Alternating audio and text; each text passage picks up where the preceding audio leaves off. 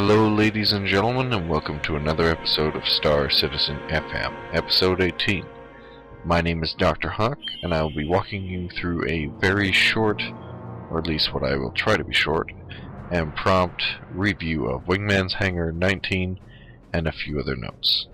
A quick note in advance, I am very sorry that I'm getting this to you guys late, but life, being life, has presented me with many challenges, one of them being is that you do not get your daily Sunday news. However, there's always next time, and I will endeavor to do the best, but for now you will have to deal with a condensed version of the show. There will be no video clips, no interview, and a few other things missing as I'm trying to do this for time and efficiency, and I have to get up tomorrow at about 4:30 a.m. Anyways, on with the show. In this week in review, we had Zandy Gardner visit. The main point is that there is now a physical Jump Point magazine that all subscribers can look forward to near the end of the year. Whether for collecting purposes, toiletry use, or reading pleasure, you can find this in your either mailbox or likely in a digital format somewhere in the end of the year or fourth quarter. Any of you who have seen the Aurora promotion, it is now over. They have raised over $700,000. Oh yeah, I'm correct. $700,000 for the Aurora sale. So to all of you that have backed, congratulations. And I'm pretty sure RSI says thank you to those who are new to the game. Welcome to the Star Citizen community. We are happy to have you. And to those of you who missed the sale, myself included, which I'm kicking myself in the ass for, too late, better luck next time. I'm pretty sure there'll be sales in the future. As well, those new hires that were mentioned before, John Erskine and David Swafford. I'm pretty sure we will be hearing from them in the future, so keep an eye out for either future interviews or mentions from Wingman himself. A new segment of the show called Fan Focus was shown. This week's Fan Focus was Yoshi. If you have seen him in the forums, check out the interview below or in the com link of rsi.com and check that out if you have the moment. Wingman's weight has gone from 236 to 219. Be sure to grant Wingman a good job or a pat on the back when you see him in chat roll or either on the forums. That is a commendable effort and should not be sold short. This week's MVP of the week is our friendly Space Raptor Zane, who you all should know from chat roll or forum. He recently posted the forum post Chris's badass walk through the office, which was originally a Photoshop of Chris walking through the office, Photoshop with an explosion in the background, with maybe one or two semi-automatic weapons and badass shades. There have since been 40 or so other Photoshops added to this collection, and if you've not seen it, I highly suggest you check out the forum post and send that raptor some rum, because he deserves it. And we all know that drunk dinosaurs are the best dinosaurs. And frankly, that's probably why they're extinct. And that pretty much wraps up our week in review. In this week's forum feedback, we actually have a wide collection of fan-submitted questions, all answered by Chris Roberts, the man himself. Ironically walking in the same outfit and shotgun in tow that Zane pictured him in the first Photoshop. I'm going to cut right to it, as I said, for time.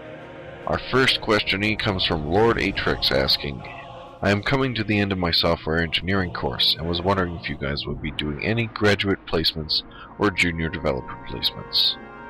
Chris said that they do want to have a graduate program in place, and if you're interested, to contact them. This may end up becoming something better, including, but not guaranteed, as I am saying this, a starting position with CIG, and maybe even a long-term position, something that I envy the person that gets that, but at the same time commend. So if you're interested for working for CIG, give them a contact, and if you're a recent graduate, all the better. Miggins was the next to ask, or so much mention that Wingman mentioned Frapp's use recently. Can we only have first-person view for our recordings, or different camera angles? Chris has not yet decided on the camera recording. There is the idea of potential different angles for those of us that like our cinematic views, but it is TBD until determined. So, sorry, machinima makers or podcasters, we will have to wait until further notice. I Am Weasel was the next to ask if will we be able to pledge for different versions of other ships, such as the 300i, like we could for the Aurora. In the upcoming plans, there are multiple models of each ship, so there will be multiple versions for sales in the coming future. Think of them as pre-configured packages for us users, which of course can then be taken and customized further. So that should answer that question. Kill Slim wanted to know if will we be able to use unconventional tactics to evade missiles. This could include anything from dodging behind an asteroid, using another ship, or just being a badass pilot with brass balls. Chris answered, of course, if there are objects in the way and you're a good pilot, go for it, and of course countermeasures and everything else that they have planned, the ECM, will come into play. But there will be that cinematic feel for those of us that need an adrenaline burst. Our next question comes from Dunban, wanting to know if there will be some kind of practice area where we can test our guns and practice boarding scenarios. Given that this is a Wing Commander inspired game, there will be a arcade game or simulator of sorts in your hangar that you can use to practice dogfighting or scenarios of the sort. Chris is not yet sure about boarding, but you'll have enough practice to, make sure that you can at least toy with Alara the Pirate for about 10 seconds instead of 1. Mr. Serling brought up the issue of the 24-hour live stream coming up that I mentioned in my last episode, and is wanting to know if CIG is interested in community content. This could be anything and anyone, or anything and all.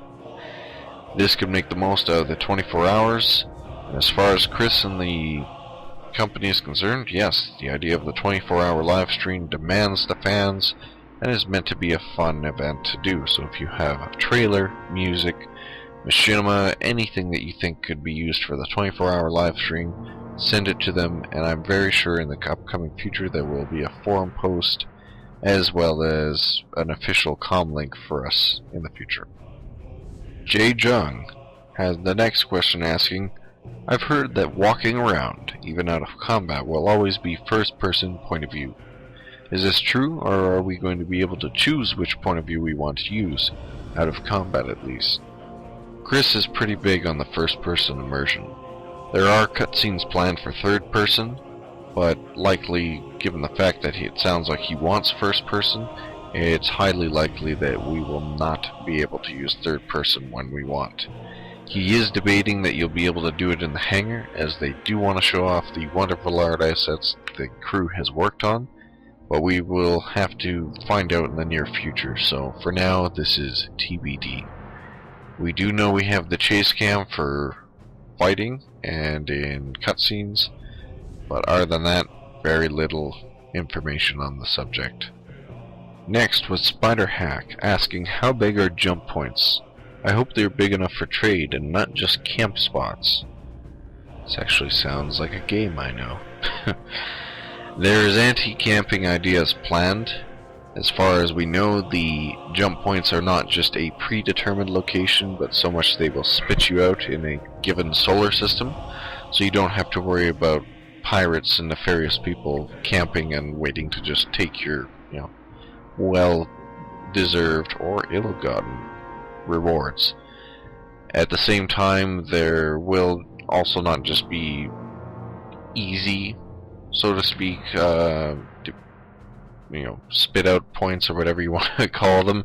So it won't be easy, but at the same time it won't be ridiculous, so we won't have Call of Duty camping. Scrambled Legs is back, wanting to know the Star Citizen universe is full of history.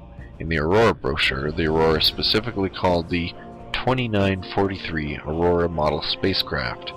Will older and newer models of ships be released as time goes on? Given that in real life that we can always expect a 2015 Ford Focus, the same idea is planned for Star Citizen. After launch, they plan to keep a persistent, or rather living universe. So part of the goal is to have new ships and new models that will come out for those of us that can either afford them or want them. So you can look forward to your 2952 Aurora model spacecraft. This Is What Happens was the next to bring up.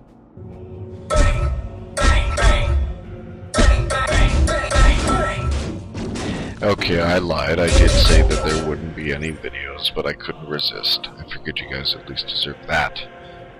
And that's probably the best thing ever. And yet, This Is What Happens dubbed over Chris and Eric, as you should hear here. And I thought that was quite creative. His question, however, was, how are you approaching enemy combat tactics? Will tactics be based on their ship model, Wing Commander style, or will it be more random? The core inspiration is Star Wars, Battlestar Galactica, and other movie-style combat, so even dating back to World War II, etc. So it will be fresh and exciting and not so much realistically based, because space combat with physics would likely end up with a lot of players spinning off in the distance with perpetual motion adding and causing lots of problems and lost players. So it will be cinematic in the sense of, I guess, while I'm using this as actually a good example of Call of Duty. I'm going to get stabbed for that. So we can look forward to an exciting form of dogfighting with both enemies and players, but not realistic in the sense of a NASA's flight simulator. Blackfire wanted to know that seeing as many of the ship designs feature beds, galleys, and the like, will things like sleep and food be part of the game? Chris went on to elaborate that they are not making DayZ in space. Most of what you have before you, or what you see, such as the beds, eating, etc., will be for interactivity and immersion. There might be some benefits to it, but you won't have to eat to, make sure that your character doesn't just keel over in the cockpit and, careen into an asteroid, because that would suck. Although, I'll be honest, the masochistic part of me loving DayZ wouldn't actually mind that, because it could be funny in the middle of a dogfight. But this isn't me making the game. And our last question comes from Austin AD, wanting to know, will there be a novel of Squadron 42? A lot of lore has been created, and how much will carry over? Will some of the in-game fiction help you in-game? The answers to these questions are follows. Yes, there will be novels. Given the fact they've already hired some pretty stellar writers, we can look forward to physical or digital copies of Squadron 42/Star Citizen in the future. 2. Some characters will show up in the game, such as Kid Crimson. Not all, but most, as it all ties into the immersion and will tie into the story. And 3. Yes, there will be artifacts and libraries. Not so much books in physical versions, but things that you can use to fill out your codex and Galactopedia, etc. I'm thinking they might be approaching the similar thing that Mass Effect did for their series, which was the codex. And actually, if they had a audio recording or some cool voice, reading over it, that would be even better. And that pretty much sums up our forum feedback.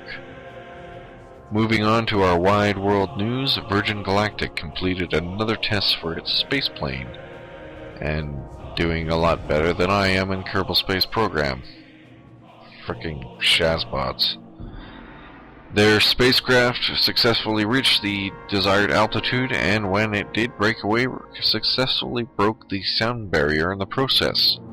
This is a milestone for private space exploration, and you too in the future for $200,000 can achieve weightlessness for a few minutes, or actually, if I'm pretty sure I have that wrong, an hour or two with Virgin Galactic Spaceplane. I think I'll be waiting for the day when I can buy my own spacecraft, even if it means I have to sell my organs. Regardless, a commendable endeavor, and something that I think is far needed in the age of NASA cuts and space, underfunding in general. Back on more solid ground, our lovable Pete Mackey tells us to fuck off. Well, actually, no, I would too. He didn't actually tell us to do that. The weather is, of course, fucking gorgeous in his words, and you will hear it from me first without censoring, and he wants us to leave him alone and let him enjoy a drink. Pete, you are a hero to us all. I tip my hat to you, good sir. The other highlights of the show are the interviews, as well as some music that Logante have done. I will start with them respectively. Behavior interaction, the guys who are helping out with the star map are in town, or were in town. I stand corrected. So if you'd like to check out the interview with the gentlemen who are helping out with the game, I highly suggest you do so. As I've mentioned, I am slightly strapped for time, so I am sorry, otherwise I would be showing it. As well as the music piece with Logante, check it in the full Wingman's Hangar below in the description, or search it up on his channel himself, or check the music site that he hosts it on, respectively. For next week, you can... oh, well, actually, crap, I was just going to say the Aurora sales there. It's over now, so as I mentioned before, if you've missed out, tough luck.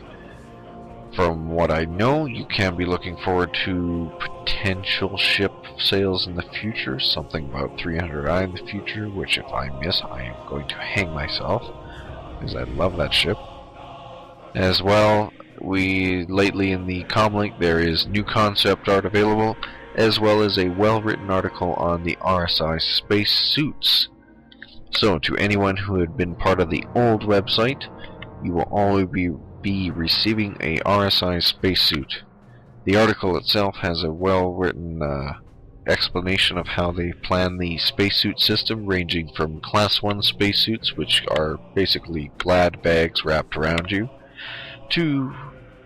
actually, I have to check my Roman numerals here. 6, 7, 8, 9. Forgive me. Class 9 spacesuit, full-blown mech suit, somewhere between a spacesuit and the power loader from Alien.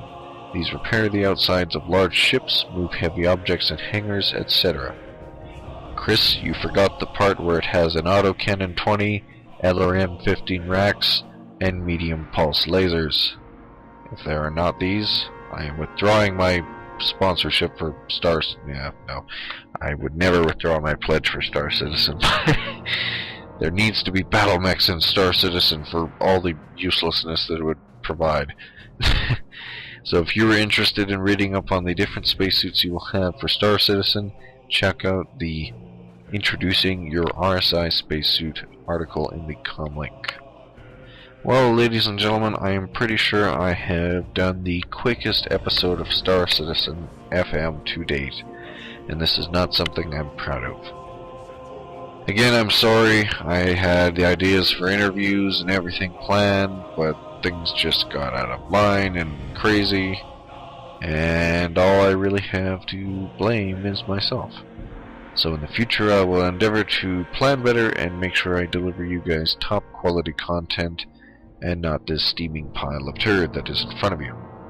I am also still looking into audio podcasts on iTunes. I know a few of you have brought that up, and I still haven't actually sat down and looked into the details of doing that. But when I do have it, you guys will be the first to know by seeing a shiny download link that says iTunes, or however it works. So, this is Dr. Hawk, signing off, wishing you all to take care and fly safe, and I will see you guys next time. Take care, guys.